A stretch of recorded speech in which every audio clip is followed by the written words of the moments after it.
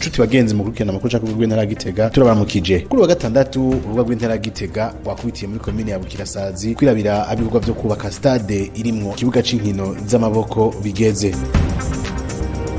Ni stade iteye igomwe nkuko muvyibonera iriko yubakwa ku nguvu z'abene gihugu barongowe n'indongozi z'iyo komine. Kuri wa 30 umwaka wa 2020 abene gihugu bo muri iyo komine bari baramutse bakorera ibikorwa rusangi byo kubetona ingazi abarorezi bazokwicarako aho musitanteri abahanuzi biwe hamwe n'abari mu nama ya komine bari bahishikiye. Musitanteri wa komine Bukirasazi ni Murika Eric yatubariye icatumye bashira imbere umugambi wo kubaka iyo stade.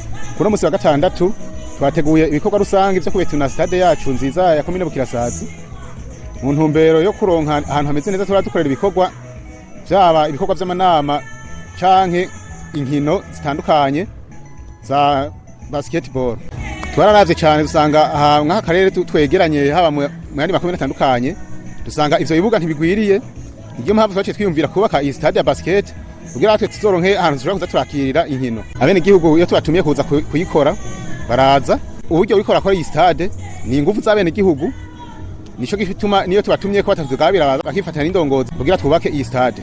Ni stade ishobora guteza imbere komine yacu ariyo y'abene gihugu nyene kugira turonke ico komine nayo izashobora kuyikorako bivuye mu faranga tuzoza turanduza ngaha mu gihe ariko arabera inkino zitandukanye. Ni kuvuga iyi stade dutegekanya ko yorangirana n'umwaka wa 2021, ama intererano nayo turagerageza gusaba zaba imvukira canke abandi bantu bashobora gufata mu mugongo komine kugira turabe ko ibikorwa turangirana n'umwaka wa 2021.